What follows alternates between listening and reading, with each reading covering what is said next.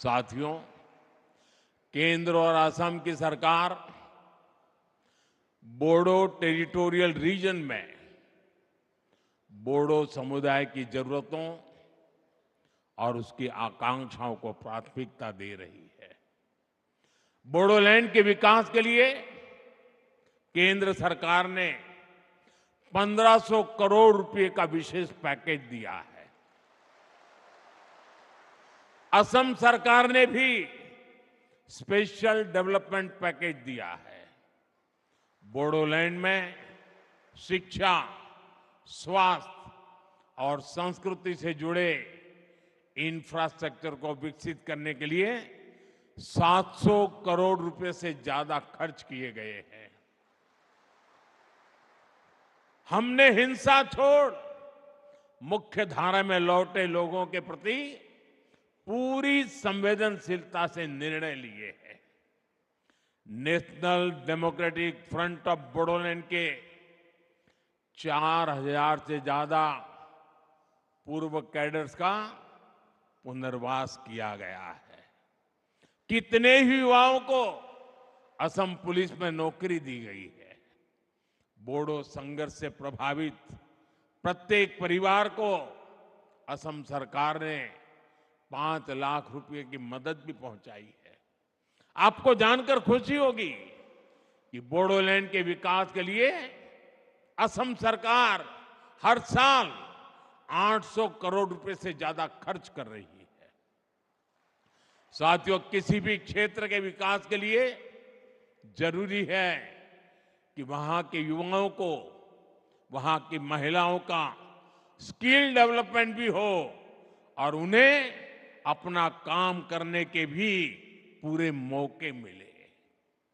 जब हिंसा रुकी तो बोडोलैंड में विकास का वटवृक्ष लगाना बहुत जरूरी था और यही भावना सीड मिशन का आधार बनी। सीड मिशन यानी स्किलिंग, एंटरप्रेन्योरशिप और एम्प्लॉयमेंट डेवलपमेंट के माध्यम से नौजवानों का कल्याण, इसका बहुत बड़ा फायदा बोडो युवाओं को हो रहा है। साथियों, मुझे खुशी है कि कुछ साल पहले जो युवा बंदूक थामे हुए थे, अब वो स्पोर्ट्स के क्षेत्र में आगे बढ़ रहे हैं। कोकराझार में डुरन कप के 2 एडिशन होना, बांग्लादेश, नेपाल और भूटान की टीमों का आना अपने आप में ऐतिहासिक है। इस शांति समझौते के बाद पिछले 3 साल से कोकराझार में लगातार बोडोलैंड लिटरेरी फेस्टिवल भी हो रहा है और इसलिए मैं साहित्य परिषद का तो विशेष आभारी हूं। ये बोडो साहित्य की बहुत बड़ी सेवा का काम हुआ है। आज ही बोडो साहित्य सभा का तो 73वां स्थापना दिवस भी है। ये बोडो लिटरेचर और बोडो भाषा के उत्सव का दिन भी है। मुझे बताया गया है कल 16 नवंबर को एक कल्चरल रैली भी निकाली जाएगी। इसके लिए भी आपको मेरी बहुत बहुत शुभकामनाएं हैं। और साथियों, जब दिल्ली देखेगा ना ये, तब पूरा देश को देखने का अवसर आएगा। तो अच्छा किया है आपने दिल्ली की छाती पर आकर के शांति के गीत गाने का तय किया है। साथियों, अभी मैं यहां एग्जीबिशन में भी गया था।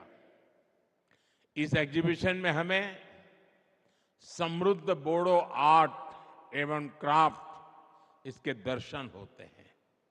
यहां आरोनाए, दोखोना, गामसा, करैदाखिनी, थोरखा, जोगिशी, खाम, ऐसी अनेक चीजें वहां उपलब्ध है और ये ऐसे प्रोडक्ट है जिनको जीआई टैग मिला है, यानी दुनिया में ये प्रोडक्ट कहीं भी जाए, इनकी पहचान बोडोलैंड से, बोडो संस्कृति से ही जुड़ी रहेगी। और सेरीकल्चर तो हमेशा से बोडो संस्कृति का अहम हिस्सा रहा है। इसलिए हमारी सरकार बोडोलैंड सेरीकल्चर मिशन चला रही है। हर बोडो परिवार में बुनाई की भी परंपरा रही है।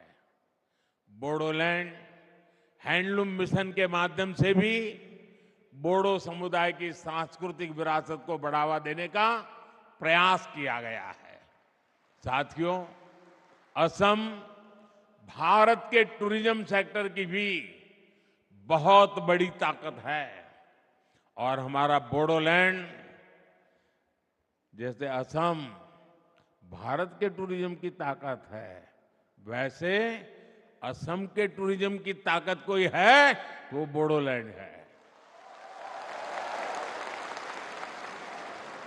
एक समय था जब Manas national park, Raimona national park और सीखना जलाओ नेशनल पार्क, इनके घने जंगल अन्य गतिविधियों का ठिकाना बन गए थे।